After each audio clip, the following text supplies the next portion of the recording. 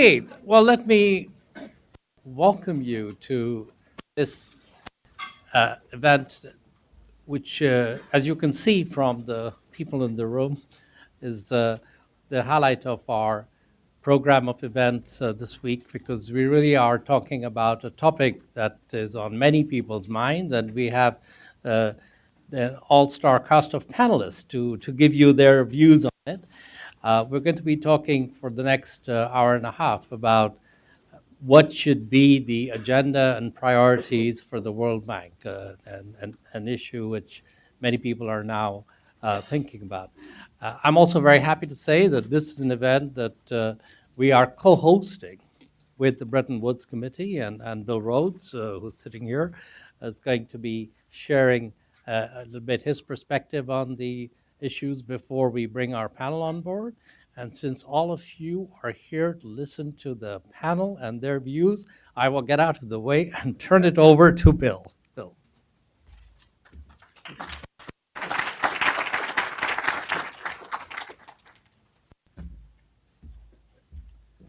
Thank you, Masood. It's always a pleasure to be here because this room is named after my good friend Nancy Birdsall, who did so much in the area of development when she was EVP of the Inter-American Development Bank. And we're very happy to be sharing this event with you.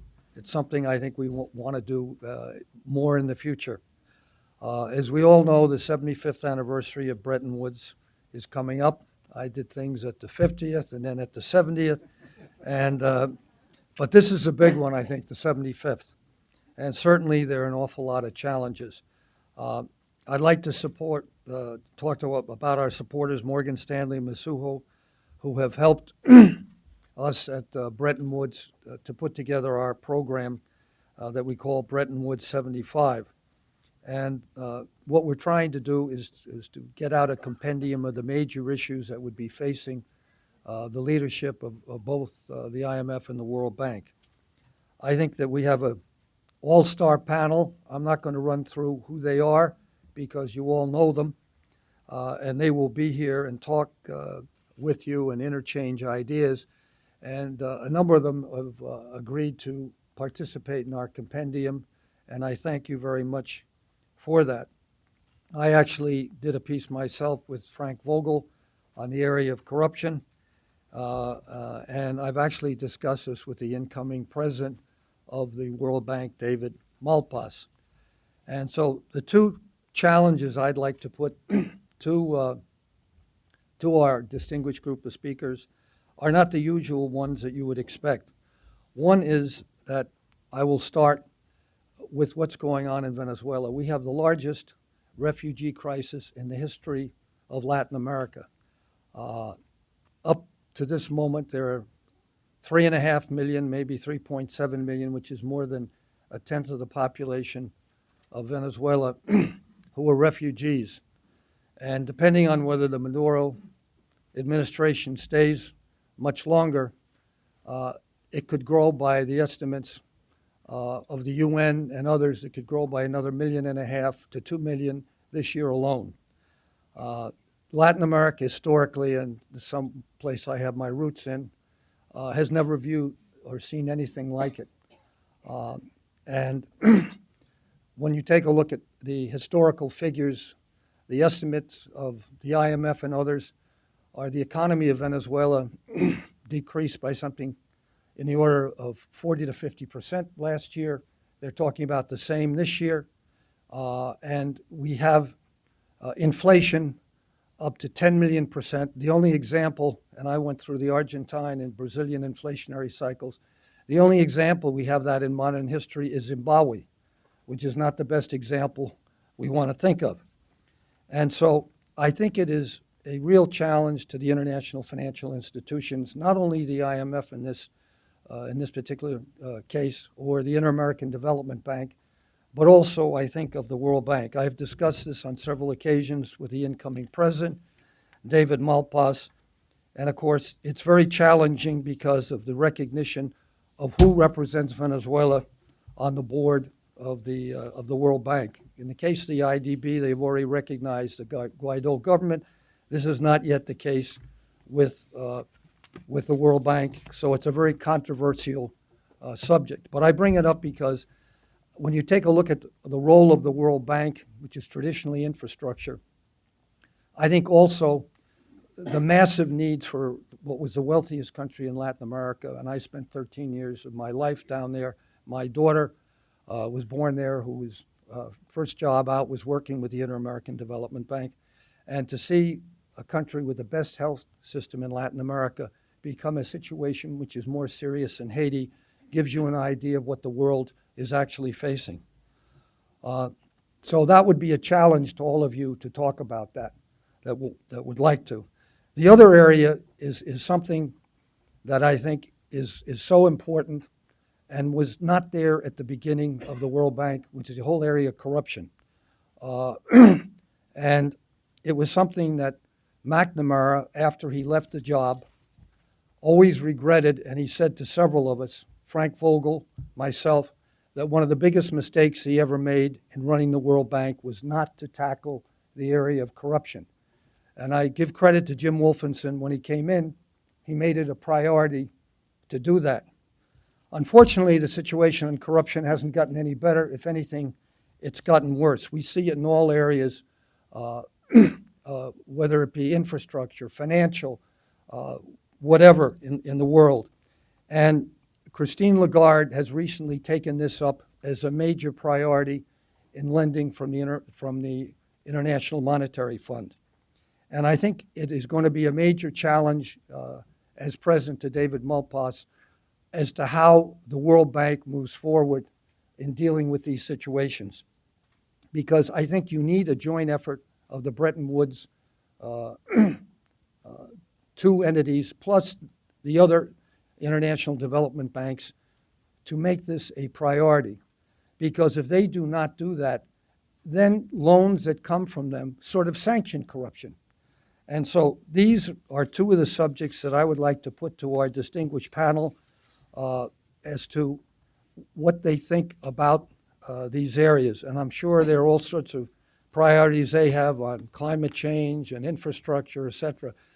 But I think that particularly in this area of corruption, if you do not embed this in the lending practices of the World Bank, I think it's a major, major mistake, because what you're doing is encouraging really countries to have laws that condone corruption, and they're being financed by the international financial institutions. The Venezuelan one, I think, is a very, very special case, and so I would like commentary from a number of you. And we have a former vice president here of the World Bank, who is now Minister of Finance again, as she was previously, and she has experience in this area. Nick Stern, I could run through all of you that are going to be on this panel who all have experience with one of the international financial institutions. So we thank you for giving us the opportunity of Bretton Woods to be here with you. And we have our compendium coming out in July. Emily wouldn't let me get off the podium without mentioning that, and we hope you will all read it, because we have some very distinguished authors, including a number of those on the panel. So I'd invite the panel to please come up and sit down for the beginning of a very interesting discussion on the priorities that David Malpass is going to face as he takes over as president of the World Bank. Thank you.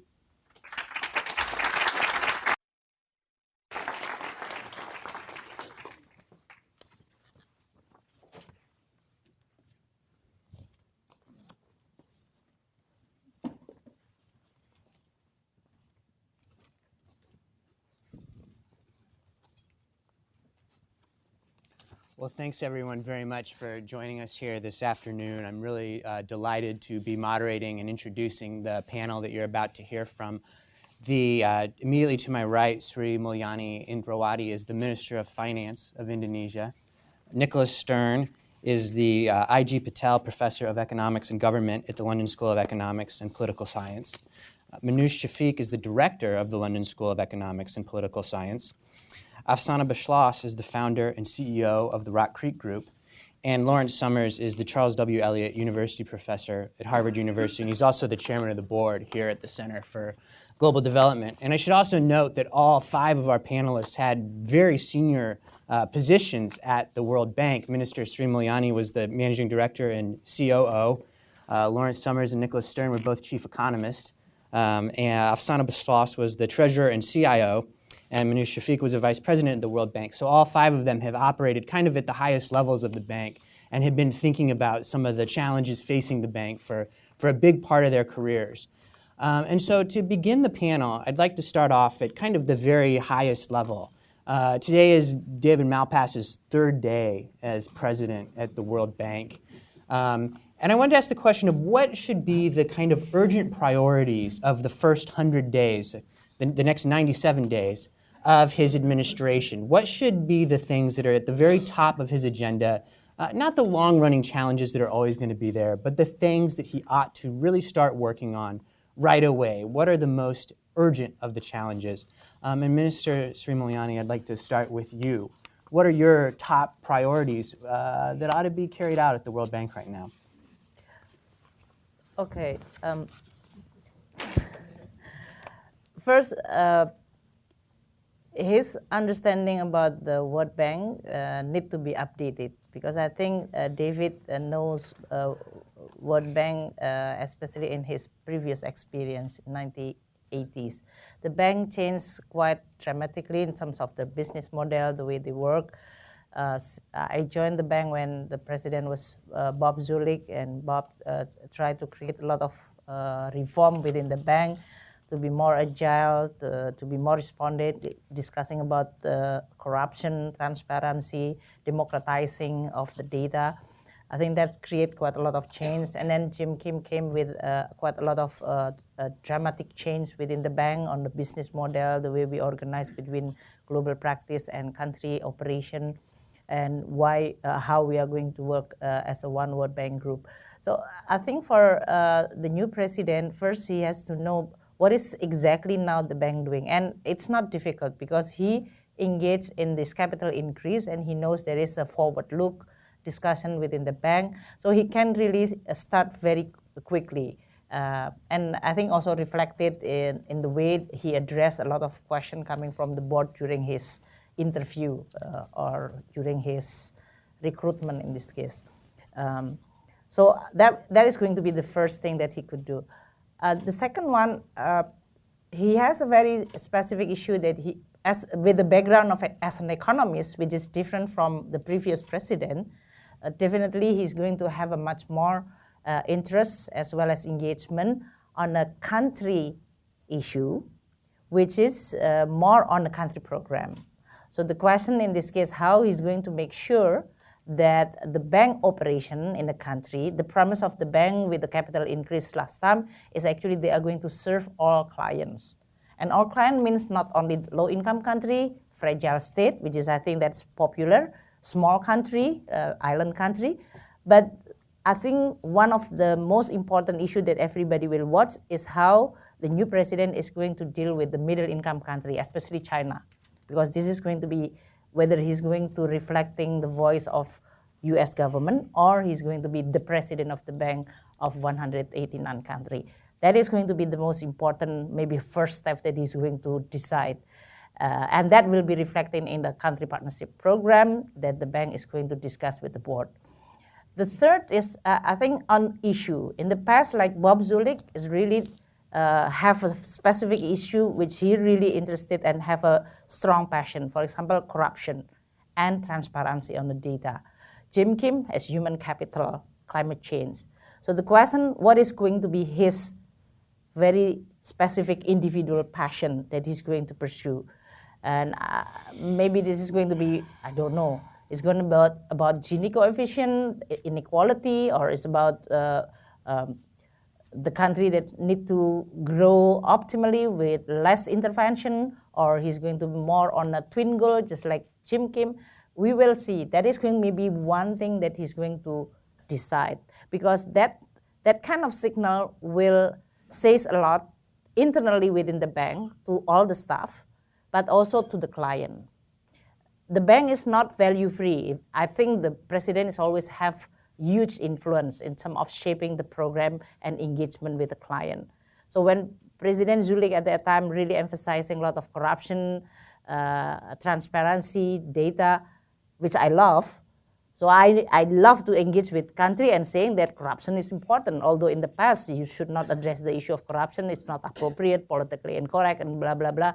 But I think that's important for a country. I was client and I love to have somebody or a bank who get engaged and scrutinizing about corruption. Because sometimes the country is already hijacked with the elite capture, so you need something from outside to actually addressing those issues.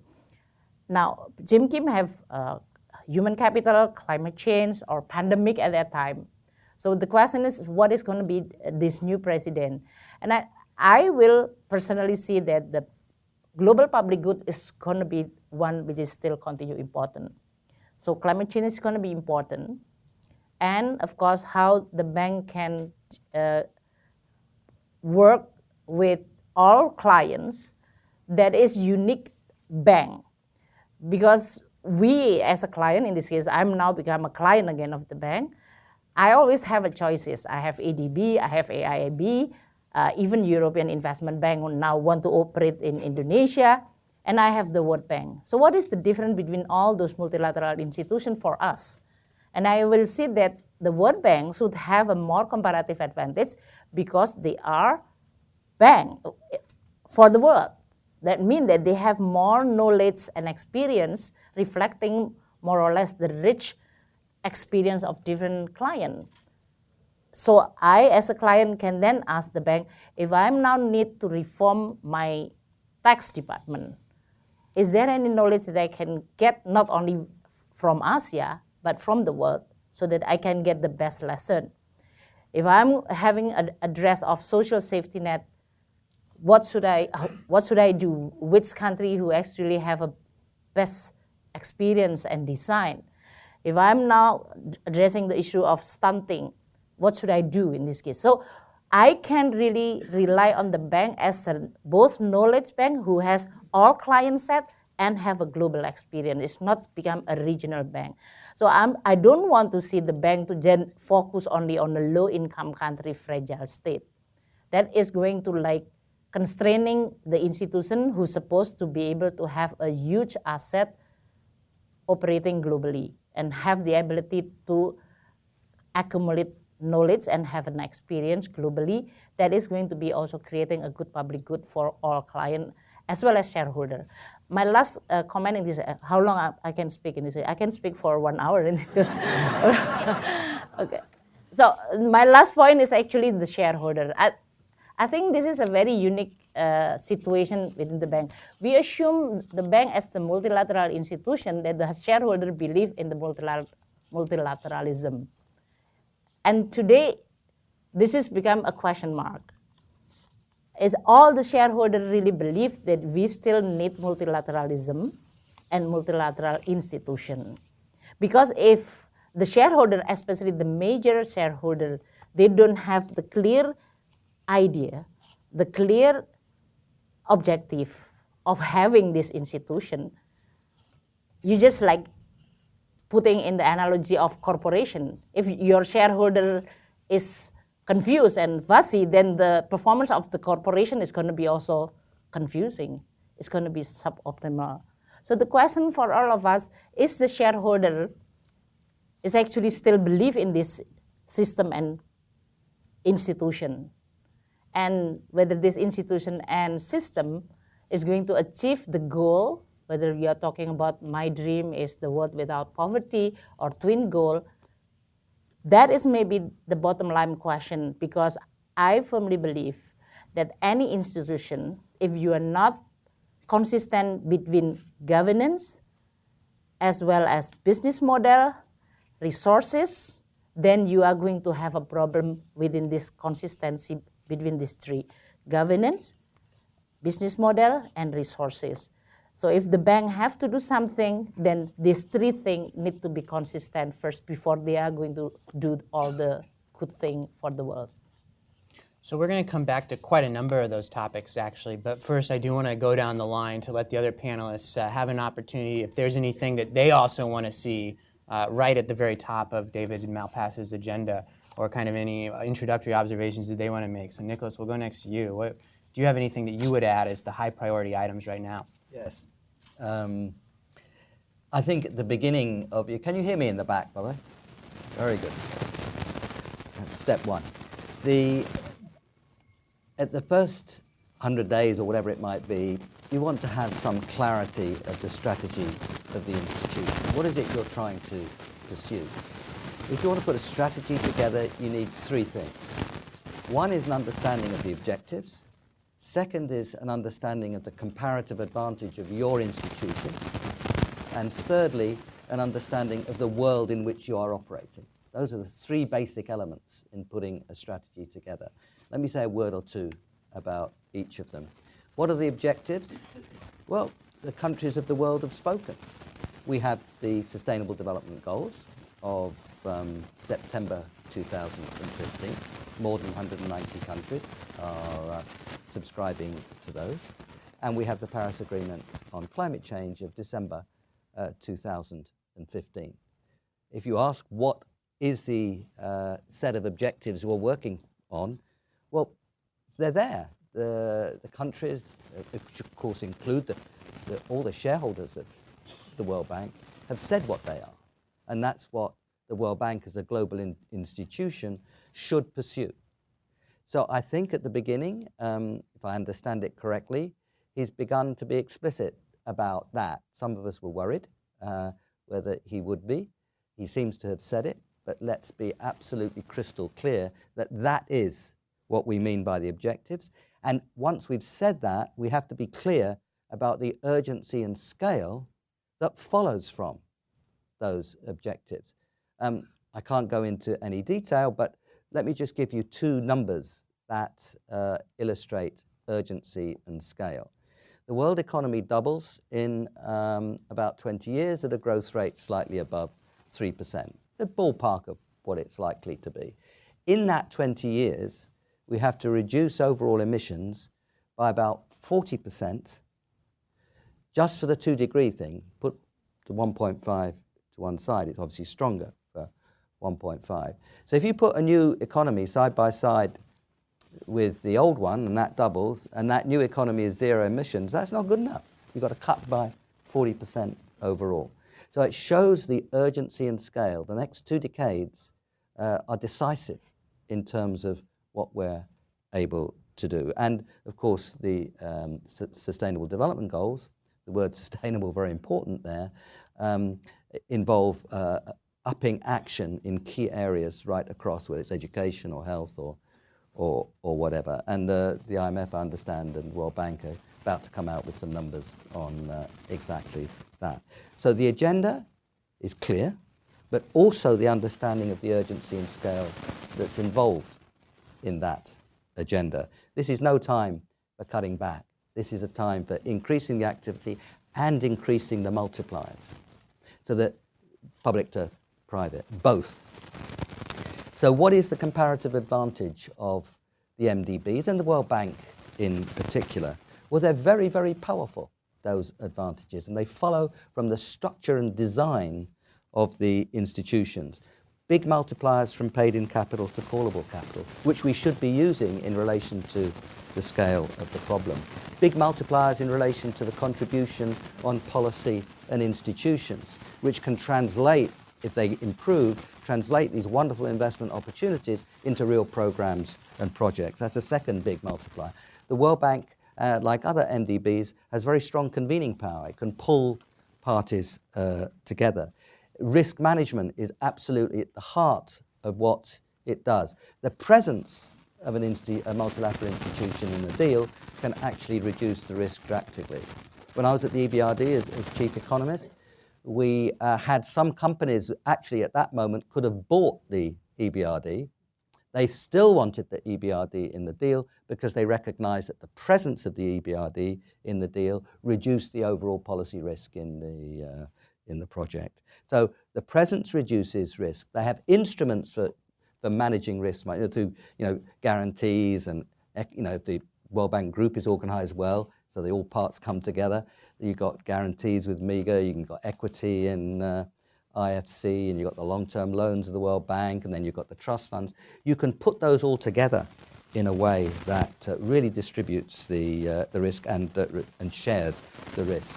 So and all these things is not subsidy. All these things follow from the characteristics of the institution, the shareholding structure, and the instruments at its disposal. So that's a very special set of comparative advantages which have to be used to rise to the scale and urgency of the problem. So there's expansion in the lending, and also big expansion in the multipliers. Finally, what kind of world do we live in, and how does that influence the allocation of the World Bank's activities across different parts of the world? And I fully agree with what Sri Mulyani's just said, but let me express it this way. The allocation across countries is absolutely not a zero-sum game. For long, the British Foreign Office, and it's a characteristic of diplomats in general, they see the world as a zero-sum game, and the British Foreign Office used to see the Africanists think that the Asianists were in conspiracy and vice versa against them. This is not a zero-sum game. Why not?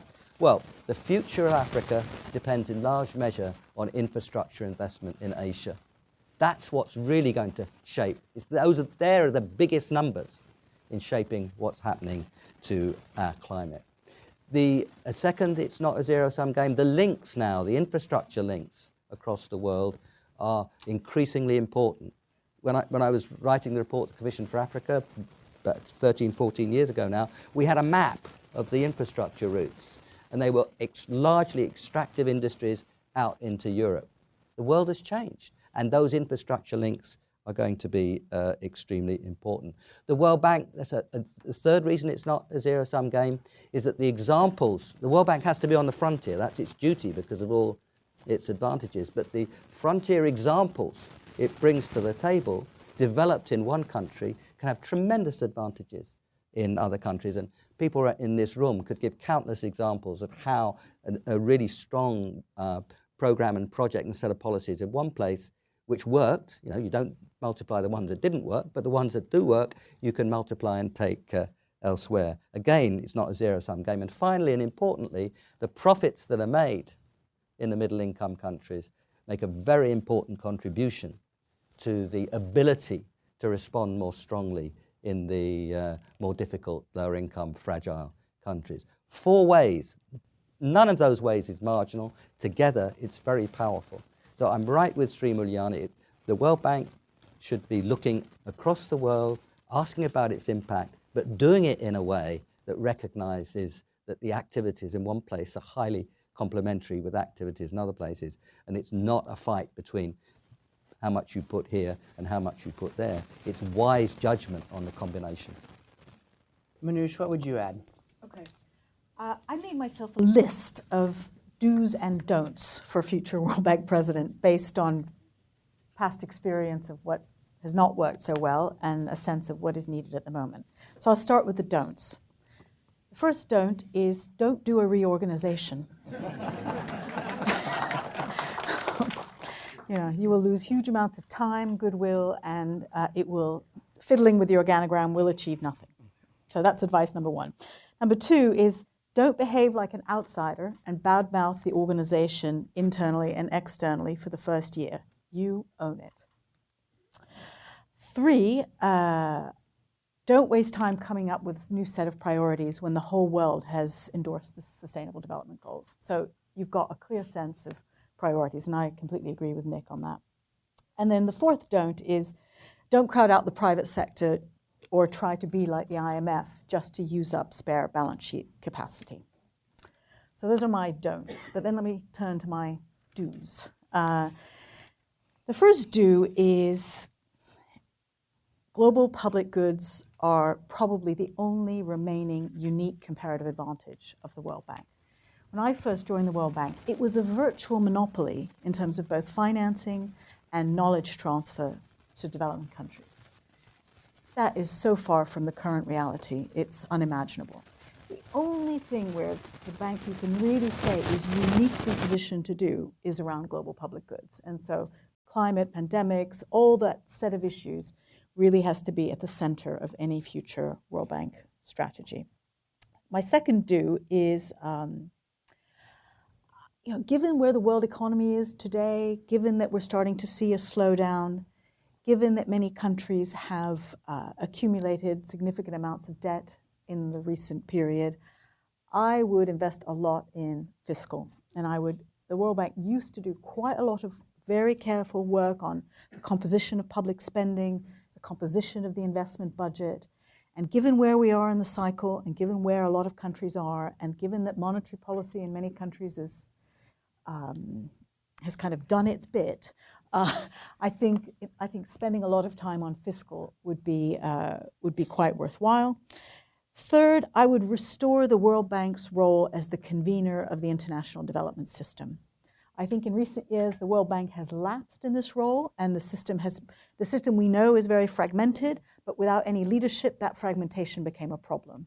And I think the World Bank needs to reassert itself and do this as a servant of the international system to make the current fragmented system work well.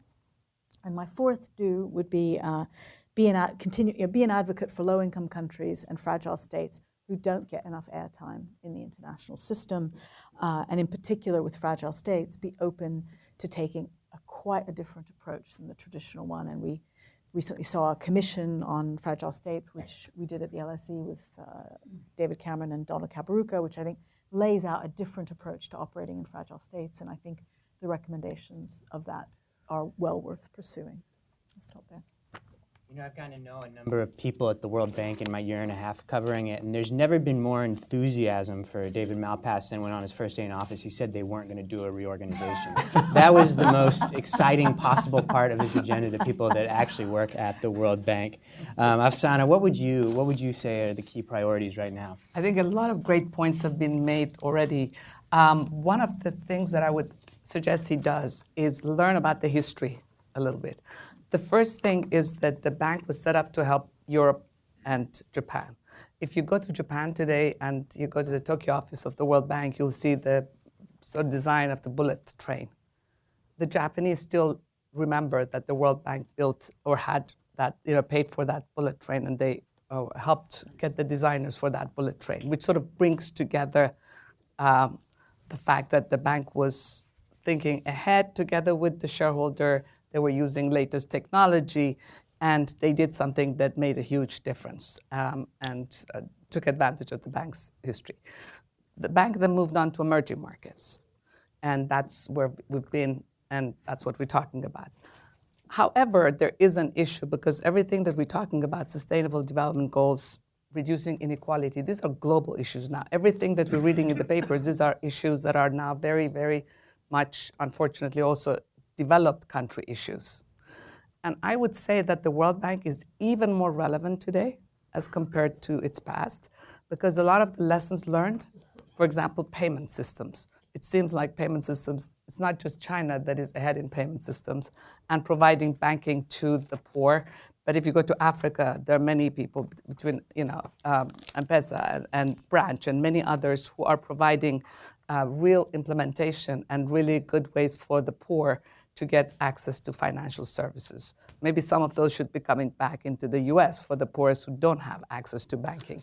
So I think we're talking about global public goods, and I would refer him, by the way. So first, learn your history, see what is the role of the bank. And one of the things that the IMF did, we might all remember in 2007, the IMF was giving packages, getting rid of people. It was only 2008 that put it back on the map. And IMF, which obviously gave loans to emerging markets, started doing a lot of other things that really were global in nature. Some probably better than others, and Minouche would know a lot better than me, but it became a global institution so that today it's talking about swap lines, for developing countries. So what is the equivalent of that for the World Bank? What is the World Bank doing on global public goods, which is truly global? It's not just for emerging markets, and all these topics we're talking about are now global. The other thing I would suggest, by the way, I love the point about not having a reorganization. I would do one thing, though, which is related to that, which is if you try to find out today how much is the World Bank spending and what is the input-output, and obviously output very hard to measure, but some things are easier to measure, really, really hard. I was tried to, for today, look back at data. I think when I joined the bank, it was, its expenses were in a couple of 100 million, 300, 400 million, depending on what you look at today. It's like, 2.5, under 3 billion, but going in that direction. So that's fine. I mean, it's not to state that the cost should be more or less. It's just having a really good balance sheet like any company. I suggest all of you go look at a World Bank budget. None of the words are like regular English words. And the way it is structured is not like anything. By the way, I was on the board of Ford Foundation. They have a nice budget. Every nonprofit has a nice budget. And multilaterals, many of them have been moving in that direction, have a clean, clear budget, because everything we're talking about has to be measured. And you can't measure if you don't know how much you're spending, what you're doing with it. So I think that is one of the things that is really important for him to do also. I would also, last but not least, work with the young people. Young people both in the World Bank and young people in among the shareholders. Because basically with what's happening with technology, a lot of things that our kids and grandkids and others can do today, we cannot do.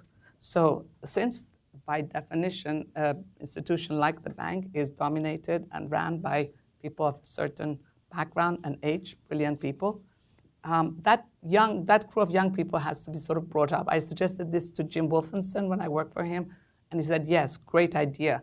Why don't you find some young people, have them come talk to me?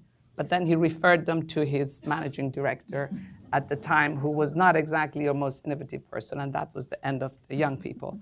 But I would suggest doing that in reality, and then going to the shareholders. Again, in Africa, in Asia, in Indonesia, we invest a lot with these accelerators. These are young people who are truly devoted to everything in the SDGs. They believe in it. They practice it every day, and they live by it. Use those so that you're working with the government, you're working with the NGOs, you're working with all the classic groups you've worked with before, but get more involved with these younger groups of people somehow.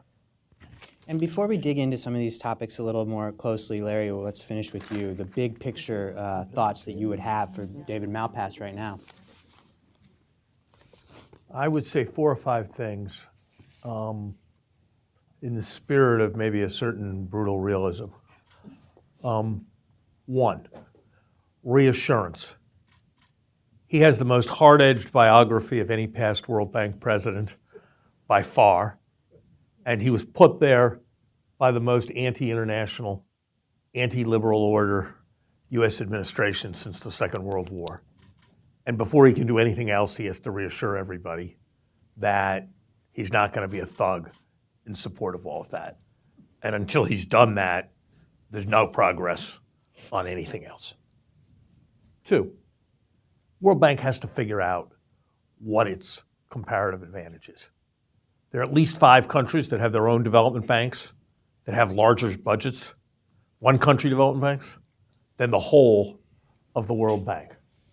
The World Bank likes to talk about itself as a knowledge bank, but the truth is the days when you could send amateurs with PhDs from American universities to countries on 3-week missions to give technical advice about the financial sector or the tax policy and then fly home are over, because developing countries now have their own experts who've studied at American universities, who live in the developing countries all the time, have a stake in the future of the developing countries, and know a lot about the developing countries.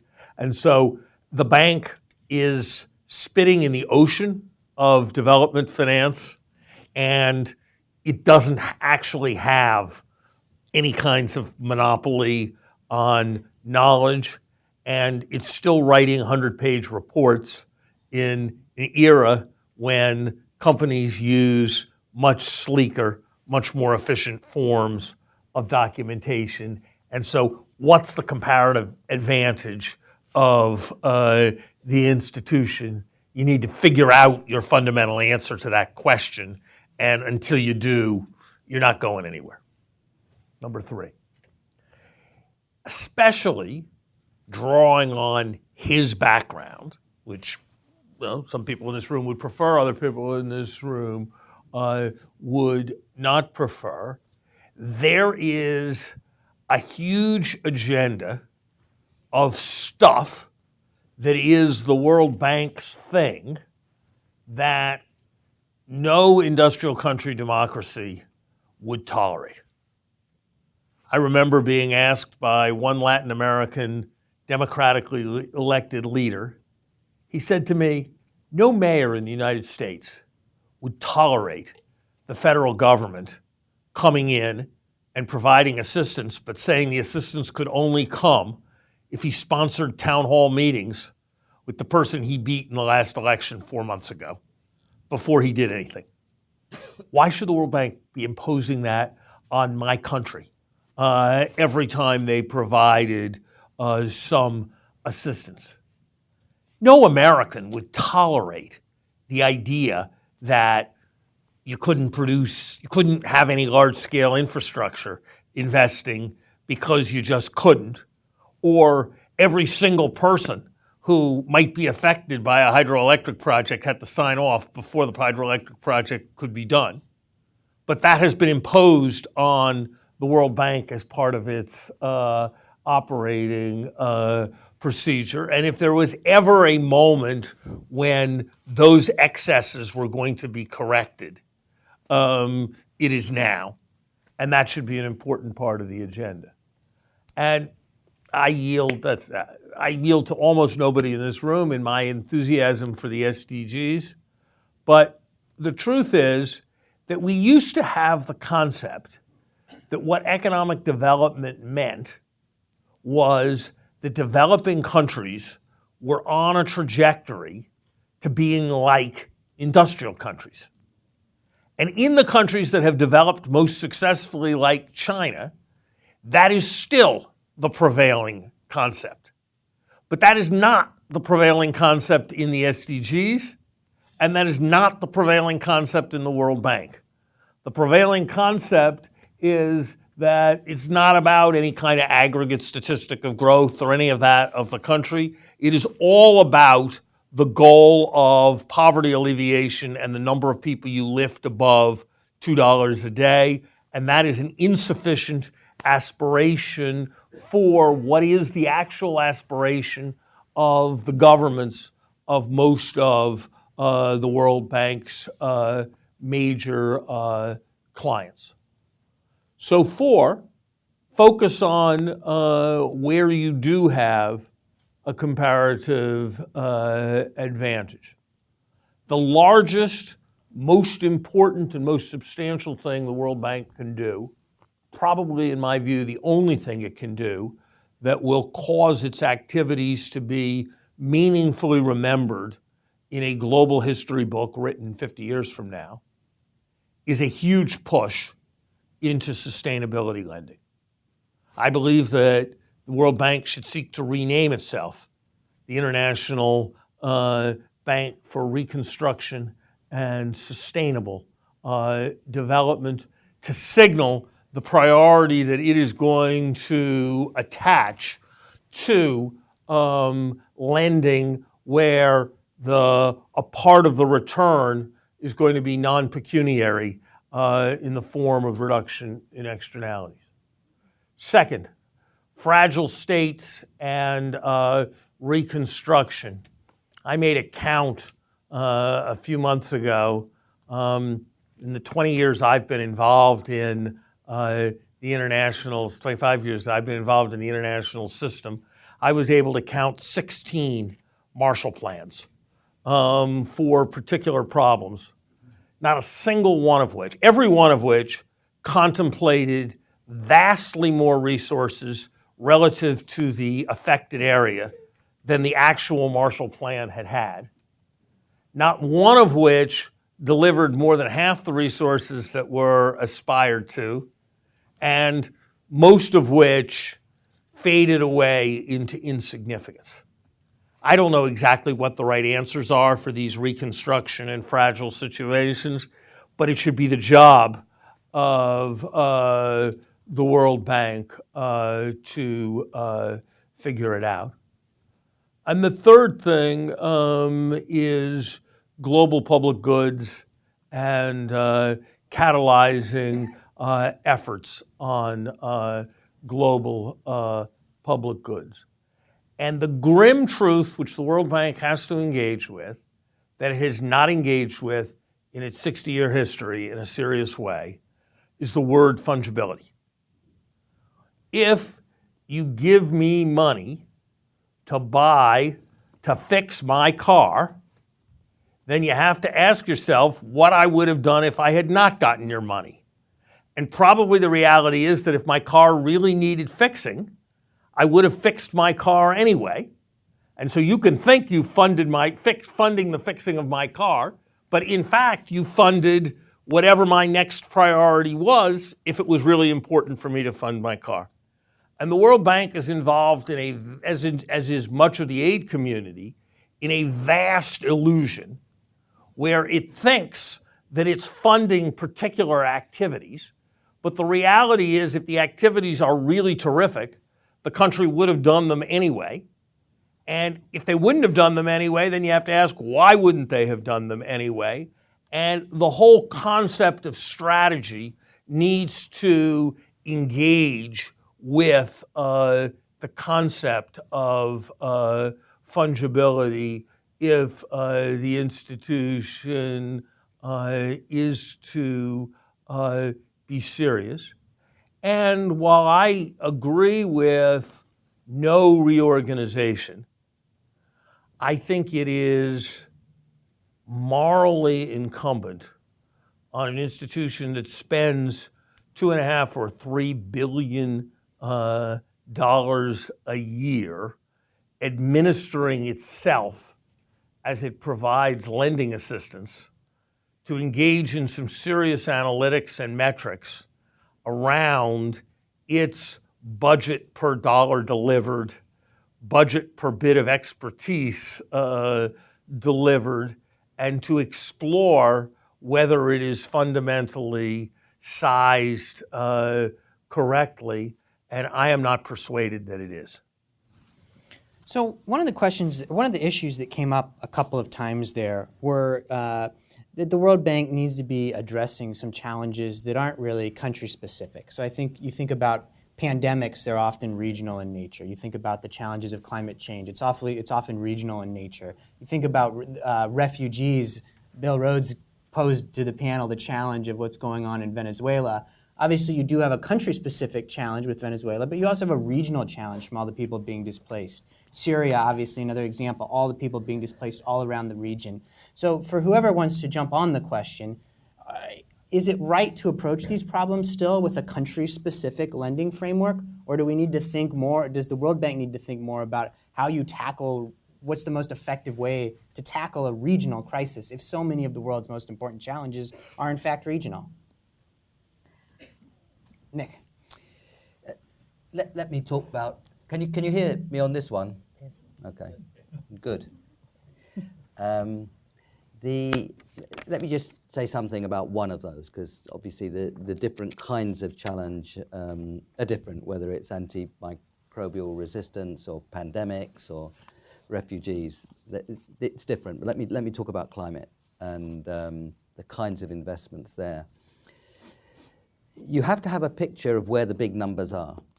I mean, roughly half of emissions are associated with infrastructure in some shape or form, and roughly half the increase in the infrastructure, let me start again. Roughly 70% of emissions are associated with infrastructure, and roughly 70% of the new infrastructure that's coming along will be in emerging markets and developing countries. So if you multiply those 2.7s together, you get half of the problem. So you have to follow those numbers, because it's those numbers that are shaping what happens to the aggregate of this global public good or global public bad that we all face. So that will lead you to looking at infrastructure. Cannot hear. They cannot hear. Yeah,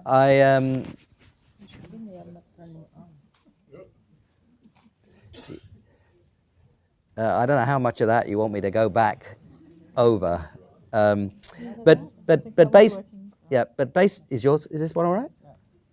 No. I mean, in the old days, we used to stand up in front of 300 students and we'd just use our voice. So,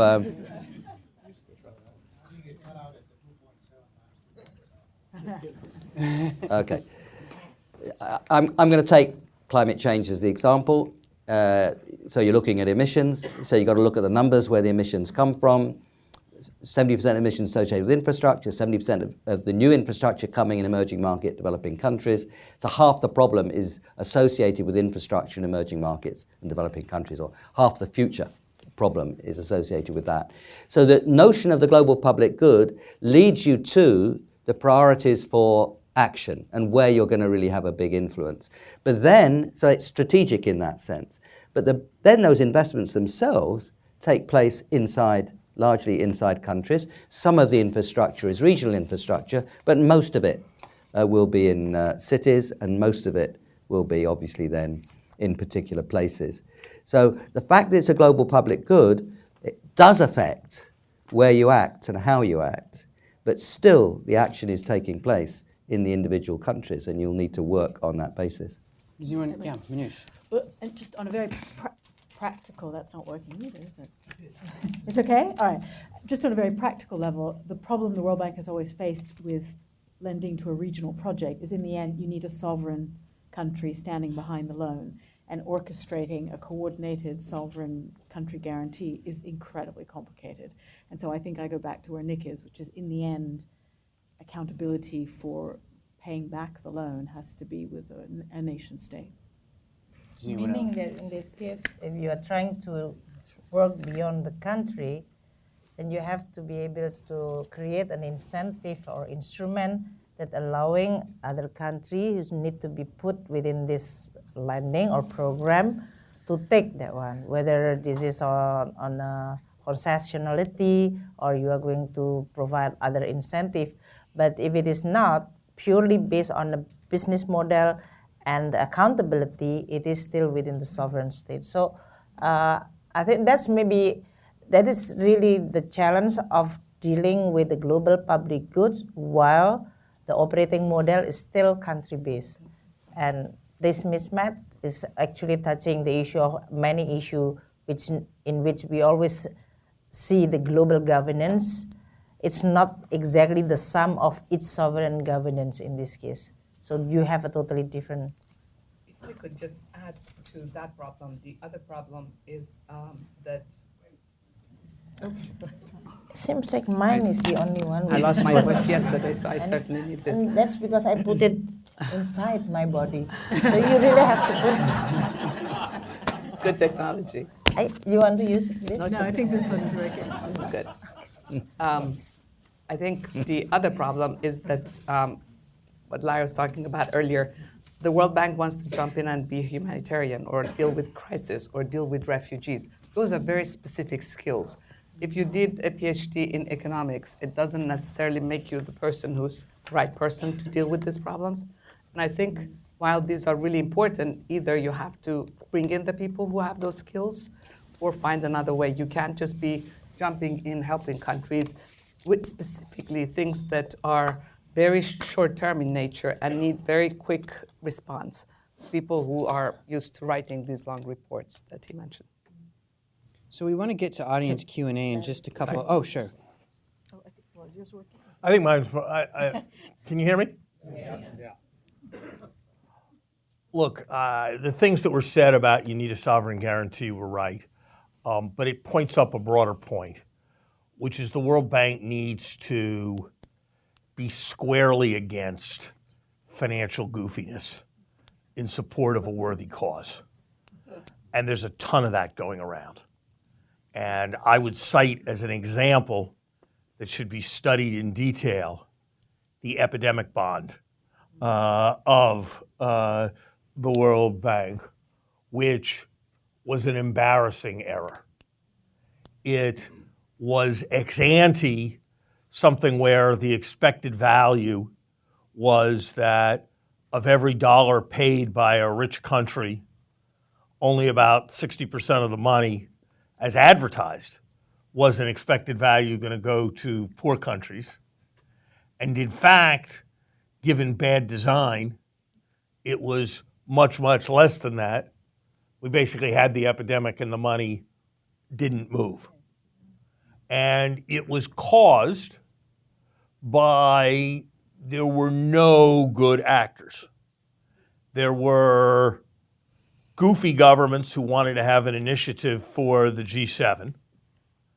There were World Bank officials who didn't understand the first thing about finance, but they loved the word private sector involvement because they thought it meant that rich companies were going to write checks for good causes. There were bureaucrats at the bank who were looking to make their careers by having had a major innovation. There were policymakers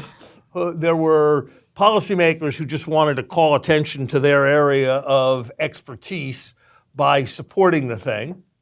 There were bankers and insurance companies who liked the idea that half the money that was going in wasn't going back to developing countries. And there were experts who were sort of instructed to find a way to be supportive because this was about health, which was a good cause. The thing was really bad. And I don't actually believe that it's an isolated example. And I think it ought to be studied, and there ought to be careful and rigorous reflection when people call for innovative finance involving the private sector. Half the time, some of the time, innovative finance is a really great idea. It's really creative, getting money to the right place and doing what the financial sector is supposed to do. And half the time, it's like grab for your wallet. And the World Bank needs to get much better than it currently is at knowing the difference. So before, we want to leave some time for audience questions, so we're going to get to that next. But before we do, I want to talk about one other topic that came up in a couple of the remarks, and I wanted to focus on it for just a minute, which is kind of the mix of countries that the World Bank ought to be lending to. And this is an interesting issue because this is one that the new president, David Malpass, is very closely associated with. He kind of led the U.S. charge for the World Bank to scale back the lending it does to China, other countries that happen to be around the same income level as China, although it was really clearly pretty much aimed at China, and to focus more on quite a bit lower income countries than that. And so I'm curious what the panel thinks about the extent to which this is the right direction, that the World Bank shouldn't be focused on doing loans on a country as rich as China or Argentina or Turkey, and to what extent there's still value for the World Bank being in countries where the per capita income is, $8,000 or $10,000 a year now. I mean, that's not extreme poverty, but maybe it's a country that has pockets of it. Where do people think the World Bank ought to be, how much lending should they be doing to these countries? Afsaneh. I was just going to say, as I used to be treasurer of the bank, so the rating of the World Bank is crucial to its being able to do anything. World Bank has a AAA rating, which allows it to borrow money at a very good rate, close to the US government, and to then give it out. This is separate from IDA, obviously. So if you start, I think people have not really looked at the issue that if you start pigeonholing certain countries and certain projects with different risk profiles than the total emerging markets, it's definitely going to have an impact on the rating of the bank, which could increase the cost of lending to the exact people that we're trying to help. So I would be very careful with that, going down that rabbit hole. But in addition to that, when this is not consistent, we are talking about if the goal is like sustainable goal or global public goods, then you are not really lending only for a specific group of country which is not matched with this nature of this global public goods. So basically from the rating point of view as well as what is exactly what you try to achieve in here is not really like consistent with picking only a group country. You talk about global public good, many is actually more on a climate change on an emerging country. So it's just the wrong way to put the question. I mean, if you're interested in the global public goods, and we've lined up here saying that this is a very big part of the story, I think then you have to go at it as I just was describing earlier. Where are you most effective in tackling the global public goods?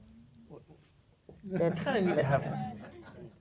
think it depends on what the recourse of the loan is. if you've got a country that's got $500 billion in reserves, $400 billion of which are invested in treasury bills or their German and Japanese equivalents, lending zero, earning zero, why does that country need to borrow from the World Bank? There is no reason why, when the World Bank's interest rate is higher than the interest rate it's earning on its $500 billion in reserves. So there are two possible answers to that question. One answer is that the loan isn't against the full sovereign credit of the country, but is some limited recourse loan to some particular project. And then there's a potential logic that you're being catalytic. And the other is that somehow the World Bank is providing some set of services that are being bundled with the loan. And so I pay to get the loan, even though I've got money sitting in the bank at 1%, I choose to borrow money at 3% because the lender's going to give me a bunch of services. And I would argue that there should be some presumption that unless there's a compelling reason suggested, that I should pay for the services in some way other than by taking out the loan at a higher interest rate. But we just need to understand that we're in, and this is what, if you listen to the discussions at the World Bank, it's kind of fanciful. I mean, like China has $3 trillion in the bank.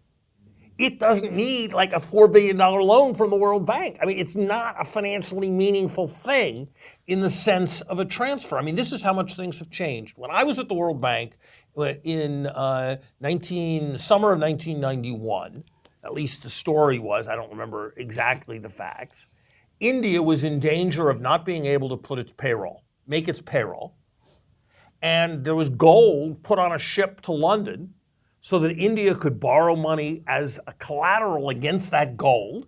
And the World Bank was in a position to lend it $3 or $4 billion. And that was like existentially important for India being able to meet its payroll at a time when it was literally putting the gold on a ship. Today, India's got $400 billion in reserves.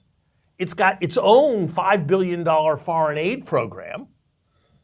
And we're still talking about lending it $5 or $6 billion. And it's just not a financially meaningful thing. And so I don't know that it's the worst thing in the world to do something that's not financially meaningful, but we just need to have reality around what the financial role is. And we need to understand that we're not fundamentally doing a country with huge liquid assets a favor by lending it money. This may be the device through which it pays us for services, or this may be a device through which we influence its internal parts of its government. But the way the Trump administration talks about it, like we're doing China some favor by lending it money at an interest rate well above the interest rate that it's earning on its trillions of dollars in reserves, is just a confusion. And there's a generalized confusion between loans and grants. Loans aren't grants. Loans at higher interest rates than the interest rates you're earning aren't really a subsidy to you. And we could come to a variety of different conclusions, but it needs to be informed by that financial reality. But Larry, the bundling of services is fundamental.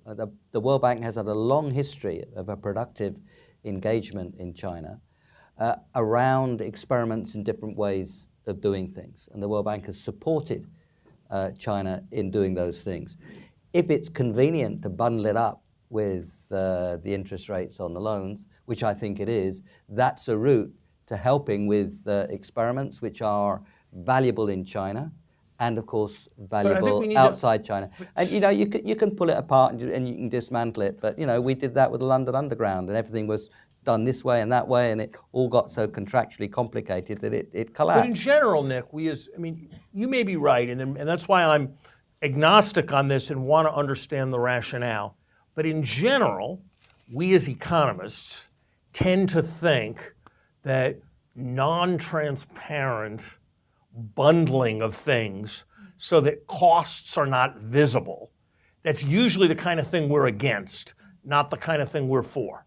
And so if the World Bank's wisdom and advice around these experiments is valuable, then why isn't China willing to pay the World Bank for it? And if it needs to be hidden, well, why exactly does it need to be hidden? And what objective is being served by its being made all confusing and non-transparent? There might be a good answer to that question, but it needs to be conceptualized in those terms. I agree with that. Countries hold reserves for many reasons. Your foreign exchange reserves are not your investment budget, right? Those are very different There is things. a separate, That's right. Macroeconomic point of view, balance right? sheet. And you need that to be able to borrow from another Exactly. lender, And if you're so. trying to defend an exchange rate with a No, floating sure. peg, you kind But that's of why I need some foreign chose. That's exchange but that's reserves. why I Yeah. chose. Yeah. That's why I Yeah. chose. That's why I chose examples of countries whose reserve levels were vastly in excess of any reasonable need to defend their exchange rate, and were currently being invested in sovereign wealth fund kind of ways internationally in illiquid form, as the examples I chose. Of course, if you have some minimal level of reserves that's 4 months import cover, you're right. But I think there are a set of examples, and again, I want to speak carefully. I am not saying that there's no case. I'm saying that the Trump argument against, which treats it as some kind of big subsidy to China, is intellectually incoherent.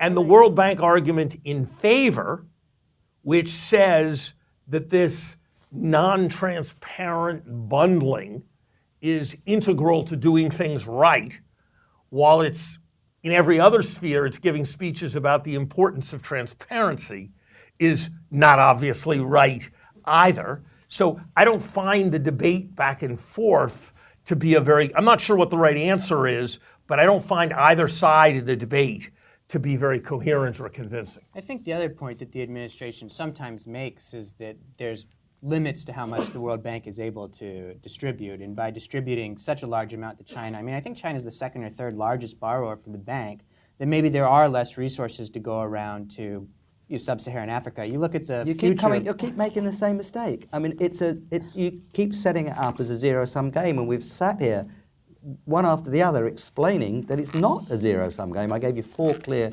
reasons why it's not. And what you're talking about is an institution which, because of its advantages, which I set out, other people have set out, has a duty to go out on the frontier and take on the more difficult things, take on examples which can carry lessons for elsewhere. And in the case of China, the bank has a very good record of doing that. And I think that the examples it could still offer within China would be very valuable. The money doesn't matter. What China wants in this case is the World Bank to commit itself and have some skin in the game. Now, how you do the bundling, I perfectly take Larry's point that extra transparency would be a good thing, but it's actually quite a simple way of doing it. And if you pull all these things apart... In this case, Nick? Sorry? What does it mean in terms of this bundling to be transparent in terms of the cost structure, the component of what need to be charged by how much? So this is the money, the cost of money, this is the knowledge, this is the engagement, this is the... So I'm a bit what's confused going with this. on? Well, we can debate the merits, but I think it's actually relatively clear what's going on, which is a country has access to funds by dipping into its own funds at let's say 2%, and the World Bank lends it money at 3%.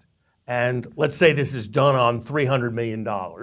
So that's 1% of $300 million. So there's a $3 million fee that's being paid. But it's kind of complicated to see that the fee is being paid. And the World Bank likes providing the $3 million of advice. And some set of people within the country like getting the $3 million piece of advice. But there are a lot of other people who, if they saw that $3 million was being paid for this advice, wouldn't like it. And it's hidden. And the $3 million of advice gets to be given and received because it's hidden. That's what's going on. And then you can discuss whether that's a kind of expedient positive hiding because it advances innovation in health systems or something, which good argument. Yeah. But it does run contrary to an organization that marches around all the time explaining how everything needs to be transparent and everything needs to be open so like the people can make rational choices. It just is in some tension with that. Now you can be on either side, but that's what's going on. I would make an observation, though, that the bank did have a program for charging richer countries for advice, mainly the, Saudi Arabia, most famously. Exactly. So we don't, can you hear me anyway? Can I, if I shout a bit? No, you can't. Here comes the thing. Shri, I'm going to borrow yours. I'll hold the cord. So the World Bank did used to have, or still has, a program whereby countries, richer countries, pay for advice. So the subsidy that Larry's talking about is explicit. I think people who worked on those programs would argue that the effectiveness of that advice, the unbundled advice, was less than the bundled advice. And I don't know, there are probably some people in the room here who've worked on those paid technical assistance programs. They tended to fall into the trap of most paid consultancy, which is a good report was written and it sat on the shelf. Whereas the bundled advice, and again, this is just practical experience, the bundled advice tended to have greater traction. Just observation. I wouldn't generalize, like in the finance part of the bank, we created this technical assistance program and people paid for it. It didn't come out of the loans, so it worked really well. They would send their teams to get trained on how to manage their own reserves and give some assets to the bank to manage, and that covered the costs. In fact, it made a little profit for the bank. So that, I don't know why, that worked really well, continues to work very well today. And we created it like 20 years ago and it's going on. And sometimes unbundling is really costly. I agree with Larry, we need to be more transparent about what's going on, but the detail of the unbundling, I mean, anybody who's been to a hospital in the UK and a hospital in the United States, they write down, the washing of the towel and the bandage and God knows what. And the level of detail involved in unbundling can be really troublesome. Now, it ought to be, and I gave the example of London Underground, where different people had different things and the contracts just collapsed. It's some cases, transparency can be improved without the unbundling. And I think there can be real advantage in bundling, as was just described. But the transparency, I point absolutely take. There's some people. There are people here who have Wall Street backgrounds, and they will remember that there used to be a lot of activity of the form. We'll do a lot of research for you, and you'll do a lot of commissions with our brokerage firm. And nobody will quite see how much the research costs, and the people who were getting the research then weren't really paying for it because the other people who were getting the commissions were doing it, and the people who were doing the research liked it better because the people who were paying for the research weren't really seeing the costs, so they were all kind of happier together. And basically the world decided that was bad business and insisted on it being fixed. And I just think there needs to be a much clearer sorting out of exactly what the rationale is. And I'm sure it's true that there's less enthusiasm for some of this activity when there's explicit paying for it. I'm sure that that's correct. But my question is whether that is a sign that you really need to keep it bundled, non-transparent, and hidden, or whether that's telling you something that you should heed. And I don't think there's complete objectivity on the part of those within the institutions who are habituated to it being done in a certain way. And I think there is a lot of stuff that has the character of the Wall Street soft dollars. So I think we do want to take some time here for audience questions. So we've got a couple hands up, and microphones are going to come around. Let's make sure the questions are quick so that we have some time. This gentleman's been trying to get my attention for a while. Yes, hello. My name is Frank Vogel. I will be very quick. I'm the co-founder of a group called Transparency International. Much to my surprise, none of you have suggested that the President of the World Bank ought to listen to the people of the countries who actually are the victims, if you will, or many of the beneficiaries of World Bank loans. And if you were to listen to them, perhaps in Algeria or Sudan today or Ukraine next week, they would tell you that their number one priority is the terrible governance of their own governments. Bill Rhodes has mentioned the issue of corruption, and all of you have avoided it. Perhaps you could respond. But I think the way the bank work is actually, it's always have the engagement with the people, meeting with the NGO. So I remember then we were in Egypt, we invited all the NGO, and they're all talking about things. When we were in Tunisia, even that's after the Arab Spring. So they say that, well, I want the government to be X, Y, and Z, and you should put it in the program. So they're the one who actually want to design the program so that they can tell the government to do X, Y, and Z. So I think this is already now built in the business model of the bank when they engage with the countries. Let me give you one example, Frank. Is my one working? Can you gesticulate when it stops? And in your gesticulation, distinguish between being inaudible and incoherent. But Frank, let me give you one example. There are probably many people in the room who could give you others. At the time I was chief economist, we had a World Development Report on the investment climate. We collected data directly from firms. And let me give you an example from India, a country where I've been working for 45 years. You ask them, what is problematic about getting on with your job? This isn't the legal sort of doing business, counting days to get a permission. This is, what is it that's troubling you? Well, it would be the unreliability of the electricity would be one. But one of the others, which was very big, was how often you got visited by a member of the local bureaucracy and how much better off that person was when he went away again. And if you put those two reasons together, it wasn't surprising, for example, the investment climate in UP was much worse than the investment climate in Maharashtra, and that the capital intensity in UP was in many ways, even though it was much poorer, higher than in Maharashtra because you had to keep the generator because the electricity was going off all the time. And then when it went off, somebody would come down and say, hello, here I am, my cousin works in the electricity company, and he could possibly get it back on for you. I mean, these are examples where we focused directly on what was driving investment and growth. And it was very clear. I mean, I guess we would guessed it would turn out that way, but we were quantitative and clear as to what was going on. So I think the idea that, and then you try to think of what kind of policy measures you can do. It's not always easy, as you know better than anybody. But the motivation to look at the relationship between corruption and growth and investment was crystal clear. And there was a whole WDR on that. I'm sure many other people in the room could give their own examples. But the idea that it was always ignored seems to me just wrong. Let's get another audience question here. Here on the front.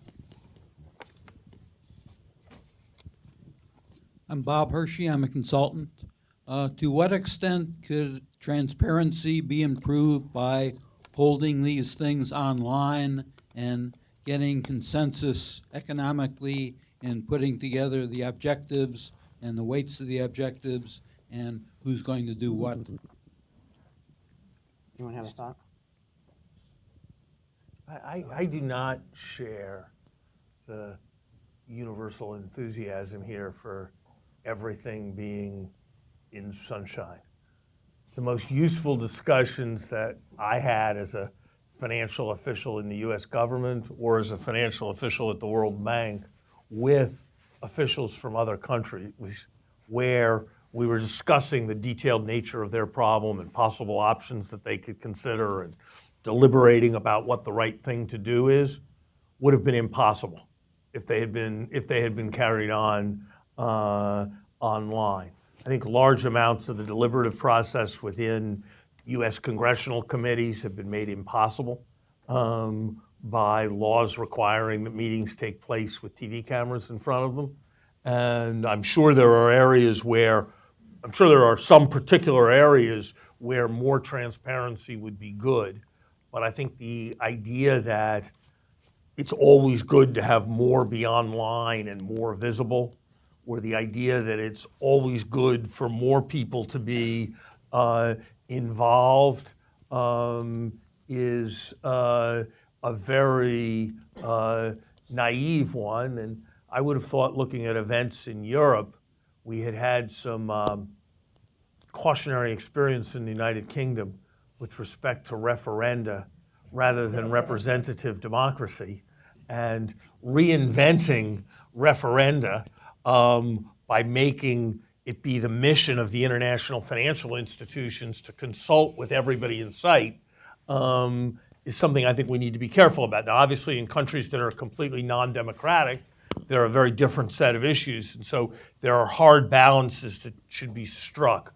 But I think the idea that more popular input and more sunshine about every conversation are always good are not useful guidelines for taking us forward.